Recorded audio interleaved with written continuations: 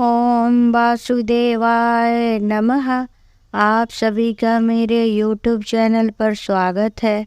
आज मैं आप सभी को कृष्ण जी की छठी कैसे मनाई जाती है उस बारे में मैं बताऊंगी। 2023 में जो 6 सितंबर को जन्माष्टमी का व्रत किया है उसे 11 सितंबर को छठी मनानी चाहिए, और जो 7 सितंबर को किए हैं वो 12 सितंबर को मनाएंगे। अक्सर जन्माष्टमी 2 दिन लगता है, जैसे जो गृहस्थ लोग होते हैं वो 1 दिन पहले करते हैं, और जो साधु लोग रहते हैं वो जन्म के बाद जन्मोत्सव के रूप में मनाते हैं और जन्माष्टमी का व्रत रहते हैं। छठी व्रत जो है वो अपने अपने राज्य अपने अपने ज़िले के अनुसार लोग मनाते हैं कि हमारे घर में कैसे छठी मनाई जाती है उस हिसाब से हम मनाते हैं। तो इसलिए हम अपने बाल गोपाल को अपने घर के रीति रिवाज के अनुसार छठी का उनका हम पूजा कर सकते हैं। जब हम भगवान का जन्म कराते हैं और उनको पालने में झुला लेते हैं तो ठीक 6 दिन बाद, मतलब मैं 11 सितंबर को आपको बता रही हूँ करना है। तो 11 सितंबर के दिन हमें भगवान का छठी मनाना रहता है। तो हम वैसे ही जैसे अपने बच्चों के लिए कैसे घर सजाते हैं, फूल से सब सजाएंगे करेंगे, और छठी का व्रत हमें शाम के समय करनी चाहिए, या उसका पूजा पाठ जो भी होता है शाम के समय करनी चाहिए। 4 बजे के बाद आप कभी भी कर सकते हैं, रात में भी कर सकते हैं, जब आपके घर के सारे लोग इकट्ठे हो जाए। आप अगल बगल की अपनी सहेलियों को भी बुला सकती हैं छठी में, जैसे हम अपने बच्चे का कैसे करते हैं, अगल बगल के लोग को बुलाते हैं, गाना गवाते हैं, सोहर, उस तरह से हम कर सकते हैं। हम अपने लेडीज़ मंडली को बुला सकते हैं। अगर किसी को लगता है कि नहीं हमारे पास टाइम नहीं है, हम बहुत रात में करेंगे, तो रात में भी कर सकते हैं। और जैसे हमारे घर नए मेहमान आते हैं, हम खुशी से सब चीज़ सजाते हैं, अच्छे अच्छे पकवान मिठाई सब बनाते हैं और सबको बांटते हैं, तो हम कर सकते हैं। ये सब अपने ऊपर है कि हम कितना खुशी से भगवान का छठी मनाए और क्या क्या हम गिफ्ट दे या चढ़ाए जैसे। लेकिन एक सरल विधि मैं आपको बताती हूँ कि कैसे करना। सबसे पहले शाम के समय में 4 बजे के बाद जब भी आप भगवान को उतारे, क्योंकि हम जन्माष्टमी के दिन जन्म करा के नए कपड़े पहनाए रहते हैं भगवान को, तो उसके बाद से हमको भगवान को लेना है, उनके कपड़े सारे जेवर जो भी रहता है सब उतार देना है। उसके बाद से हम उनकी पहले मालिश करेंगे, जैसे हम अपने छोटे बच्चे का मालिश करते हैं। तो आप तिल के तेल से मालिश कीजिए या सरसों के तेल से भी कर सकते हैं। मालिश पहले हम भगवान का करेंगे। उसके बाद एक कटोरी लेंगे, उसमें दूध रखेंगे। दूध में, गाय के दूध में हम भगवान को ऐसे डुबकी लगवाएंगे जैसे कि उनका गर्दन ना डूबे। कैसे छोटे बच्चे को रहता है कि हाँ भाई उनका गर्दन ना डूब जाए, उस तरह से हम ये सोचना है कि वो हमारे छोटे से बच्चे हैं। उस गाय के दूध में उनको पहले डुबकी लगा के शुद्ध करेंगे। उस दूध को आप यूज करें तो बहुत अच्छी बात है, आप कुछ भी बना के उसका खा सकती हैं। अगर किसी कारण से आप नहीं खा रही हैं, आपका लग रहा है कि नहीं भाई हम नहीं खाएंगे, प्रसाद नहीं लेंगे, तो आप उसको तुलसी जी में डाल सकती हैं। लेकिन अगर आप उसको चरणामृत की तरह एक चम्मच लोग ले लिए, इतने लोग रहते हैं, तो भी वो दूध यूज में आ जाता है, वो भगवान का प्रसाद ही है। उसके बाद हम उनको एक बड़े से प्लेट में रखेंगे, फूल डालेंगे उसमें जल, और शंख से हम छोटे से अपने लल्ला को गंगा जल मिला के पानी से नहलाएंगे। जल से जब हम उनको नहला देंगे, फिर उसको अच्छे साफ कपड़े से, सूती कपड़े से, टावल से उनको पोंछेंगे। उसके बाद से छठी के दिन भगवान को हमको पीला वस्त्र पहनाना चाहिए, क्योंकि हम लोग यहाँ पीला रंग छठी के लिए शुभ माना जाता है। फिर उनका हम पीला वस्त्र पहनाएंगे, उनकी श्रृंगार करेंगे।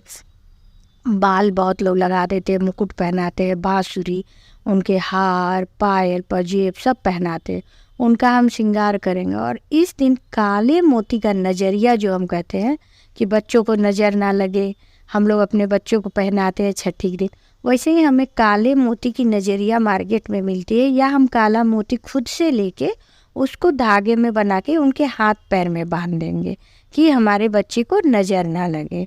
उसके बाद से उनको लगा देंगे। फिर हम इधर गाय के घी प्रज्वलित करेंगे और धूप दीप सब जलाएंगे, और गाय का घी का जो हम दीप जलाएंगे उस पर हम चम्मच रखेंगे।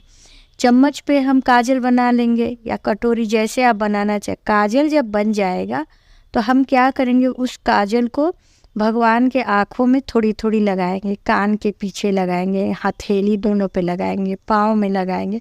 मतलब जैसे हम अपने बच्चे को काजल लगाते हैं वैसे काजल लगाएंगे। और जो हमारी महिला मंडली उस टाइम रहेगी वो अच्छे अच्छे सोहर गाएंगी, और जो भी उनके, या भजन, आपको सोहर अगर नहीं आ रहा है, आजकल तो मोबाइल में बहुत चीज़ उपलब्ध है, तो आप सोहर लगा लीजिए या भगवान का भजन लगा लीजिए, कान्हे का जन्म उत्सव का, तो वो सब आप भजन गाना बजा दीजिए। लोग इसमें नाचती भी हैं भगवान के जन्म उत्सव को लेके। उसके बाद से हम उस दिन भोजन बनाते, कढ़ी ज़रूर बनानी चाहिए, एकदम इम्पोर्टेंट है। कढ़ी बनाइए, साग बनाइए, चावल, दाल, पूड़ी, खीर, पकौड़ी, जो आपकी इच्छा है वो सारा आप बना सकती है, लेकिन मेन कढ़ी चावल है। इसके बाद और भी आप जितने तरह की चीज़ बनानी चाहे वो सब बनाइए।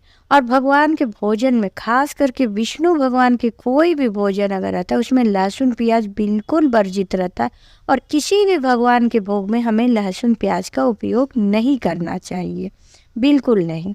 तो आप इस बात का ध्यान रखिएगा कि भोजन निरामिष होनी चाहिए। फिर हमको भोजन में तुलसी की पत्ते ज़रूर रखनी चाहिए, और हम मनन भगवान को अर्पित करते हैं कि आज हम आप छठी के दिन आपको हम ये भोजन आपके लिए बनाए हैं, अर्पित करते हैं। फिर फल, मेवा, मिष्ठान, मिठाई, जो भी नाना प्रकार की चीज़ है आप सब चढ़ा सकती है। फिर जो हमारी बहनें आई रहती हैं उनको भी हम प्लेट में नाश्ते वगैरह देते हैं, और सब लोग हंसी खुशी से लल्ला का ये छठी मनाती हैं। तो इस प्रकार से हम छठी का व्रत मनाते हैं, छठी का पूजा करते। बहुत माताएं ऐसी होती कि जब तक छठी की पूजा नहीं करती हैं तब तो वो फलाहार पे भी रहती हैं, वो नहीं नमक ग्रहण करती। और बहुत लोग रहती हैं कि भाई दिन भर अपना भोजन कर रही हैं, छठी का व्रत हो गया। लेकिन आप जैसा चाहे कर सकती हो। और कृष्ण भगवान की पूजा, हमारे बाल गोपाल की पूजा हो या गणपति भगवान की पूजा, ये सब बड़ा ही सरल है। आप जिस हिसाब से करना चाहे, जितने में करना चाहे कर सकते। आप बस कढ़ी चावल बना के भगवान को भोग लगा दीजिए, काजल लगा दीजिए, इतने में भी भगवान खुश हो जाएंगे कि हाँ मेरा छठी बन गया। और आप धूमधाम से मना रही हैं, कुछ लोगों को बुला के तरह तरह का ही कर, तो भी भगवान खुश होते हैं। मैं हर वीडियो में आप लोग से एक बात करती हूँ, भगवान सिर्फ भाव के भूखे हैं।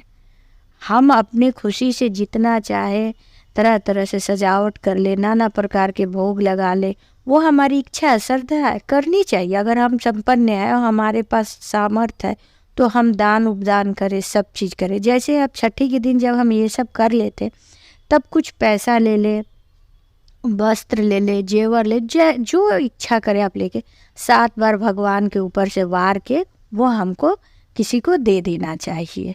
पंडित जी को दे दीजिए या जिसको देना। आप छठी के दिन चाहती हैं कि भगवान मेरे लड्डू गोपाल का आज छठी है, तो अगल बगल के बच्चे हैं तो आप उनको गिफ्ट भी बांट सकती है। तो बहुत तरीका है, आप कर सकती है। लेकिन सबसे मेन बात है हमारा भाव। हमारे मन में भाव अच्छी होने चाहिए। हम किसी से मन में द्वेष ना रखें, किसी के प्रति बुरा ना सोचें, और हम भगवान के निश्चल भाव से उनका पूजा करें, कपट मन में ना भरा, तो भगवान हमारी ज़रूर सुनेंगे। और हर पूजा का मूल मंत्र यही है, आप सभी जानती भी हैं, फिर भी मैं कह रही हूँ ये बात कि हमें इस तरह से पूजा करनी चाहिए और छठी मनानी चाहिए। तो ये मेरी छोटी सी एक कोशिश है, सरल विधि है, मैंने आप लोगों को बताई। कैसी लगी आप ज़रूर कमेंट बॉक्स में बताएं। और आप लोगों से निवेदन है कि आप मेरे जो भी वीडियो है देख रही हैं तो कृपया उसे पूरा देखें। वीडियो पे स्किप कर देती है या ज़रा सा देख के चली जाती हैं तो उससे कोई फ़ायदा नहीं होता है। मैं कोई आपको गलत बात नहीं सुना रही हूँ, जिसको आप सुन लेंगी अगर पूरा तो बुरा होगा। ये बहुत अच्छी बात है, भगवान की बात है, आप लगा के रख लीजिए, कुछ काम करते रहिए तो भी आप सुन सकती हैं, क्योंकि भगवान का नाम लेना कभी भी गलत नहीं होता है। इसलिए आप लोगों से रिक्वेस्ट है कि आप पूरा वीडियो देखें और मेरे चैनल को सब्सक्राइब करें। इस प्रकार मैं आपको कुछ ना कुछ अब भगवान के बारे में जो भी मुझे आएगा समझ में, मैं आपको स्टोरी के रूप में बताऊंगी। और आपको अगर कुछ लगता है कि हाँ इस बारे में मैं आपको बताऊँ तो आप ज़रूर कमेंट बॉक्स में बताएं। ओम वासुदेवाय नमः।